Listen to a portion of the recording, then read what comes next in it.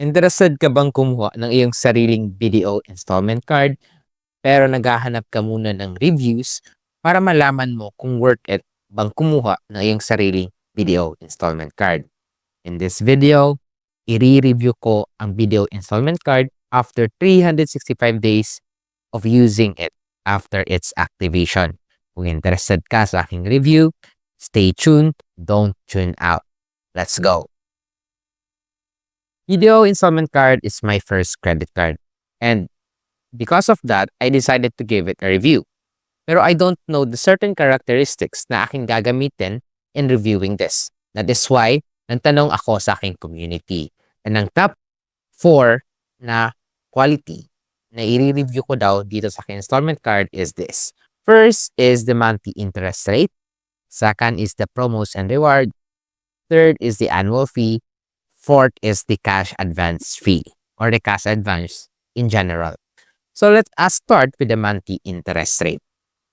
So as we know, pag umuutang tayo sa mga bank or di kaya sa mga online app tulad ni Tala, One Hand, at marami pang iba, they have at least 3% interest rate. So yun yung base rate nila. So if uutang ka ng let's say 100,000, yung interest rate mo is 3,000 pesos, bare minimum. Pero, iba tong video installment card. Kasi nga po, while I'm doing my research, and nung sinubukan ko ito, na-realize ko, if you go with installments sa video installment card, yung interest rate lang pala nito is 1%. Yes po, kung utang po kayo ng 100,000, 1% lang yung monthly interest rate. Di ba ang baba? So, if gusto mo ng credit card na may mababang interest rate, video installment card is just for you. Second, let us review its promos and reward. So, as we get a credit card, di ba gusto natin na as we kaskas, may points tayong makukuha. Pero sadly, nung ginamit ko tong video installment card, walang ibibigay na points. Yes, tama po yung naririnig. When I first get this video installment card, panay ako ng gamit. Pero, when I called the customer service, natanong ako sa points ko if meron ba, sabi nila, wala daw. Dito to Kasi, unlike the other credit card, like PPA rewards card, Union Bank rewards card, at iba pang klaseng credit card, pag gagamit ka ng video installment card, wala kang points magigain. Kasi nga, this card is not created para mag-gain ng points. Yung credit card na pong ito is ginawa para pang installment. What does it mean? Kadalasan po kasi sa mga card, as you know, 25 to 30% lang yung pwede mong utangin based sa yung credit limit. What I mean is that if let's say, may 100,000 ka ulit na credit limit, if hindi video installment card, yung pwede mo lang utangin is 25 to 30%. Pero, if gagamitin mo itong video installment card, yung pwede mong utangin na cash advance is 100,000 pesos. Yung buong credit limit talaga. At pwede mo siya bayaran in installment. Ang kagandahan pa nito, hindi lang 1% yung interest mo. What I mean by hindi lang 1%, may mga promos kasi si BDO credit card na installment na if kunin mo siya like 2 years, 3 years, yung interest mo would be less than 1%, 0.48%. Depende yan kung kailan ka nag-loan. Kasi may mga promo sila as you can see in the screen. So third na kinukonsider natin is yung annual fee. So ito, isa to sa mga kinaka-disappoint ko sa BDO installment card.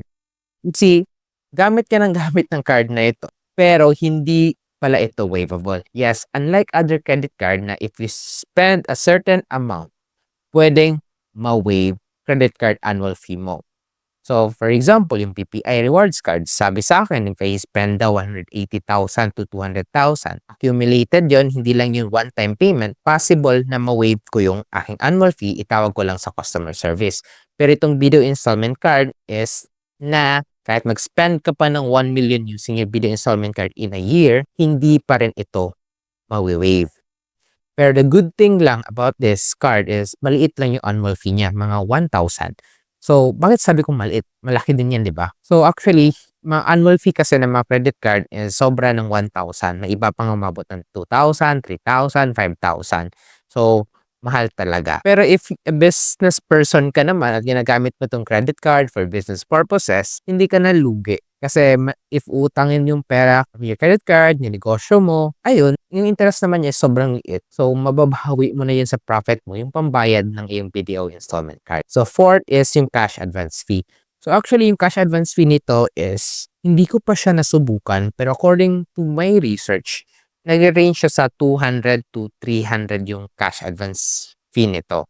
Pag pupunta ka sa BDO, yung gagawin mo lang is kunin mo na itong BDO installment card mo, dala ka ng iyong valid ID, dala ka ng at least 200 to 300 pesos, bigay mo sa staff nila, and swipe ka lang, and makukuha mo na real time yung pera mo.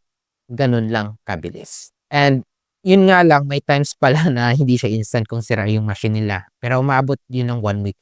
Pero 'di ba, maganda na rin kasi yung credit card nito is full mo siya, yung credit limit mo maka-cash out or maka-cash advance unlike the other credit card. So, based on those 4 na ating review, how would I rate video installment card?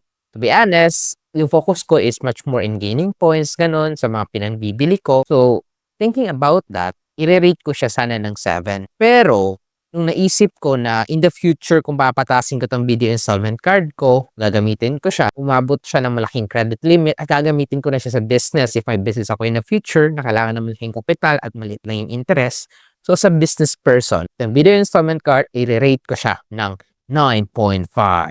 Kasi nga, if you're a businessman who have a purpose of loaning amount of money for emergency or for your business, napaka-handy ng video installment card. Dahil maliit lang yung interest at pwede mo pang i-cash advance lahat ng limit nito.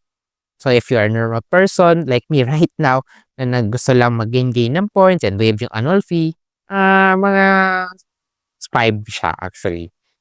So not recommended if hindi ka naman gusto mag-installment at state payment ng gain points. So ayun lang. So I hope this review ng aking video installment card have been useful sa inyo. So kung gusto niyo din mag-ask kung paano mag-apply sa card neto, message lang kayo sa baba. If marami nag-comment na gustong matutunan paano mag-apply ito, I'll teach you how. Or ilalagay ko dito na link. Click nyo na lang para makita nyo paano mag-apply. If marami nag-request. Yun lang. I hope marami kayong natutunan. See you in my next video. And don't forget to like and subscribe for more videos like this. Let's go!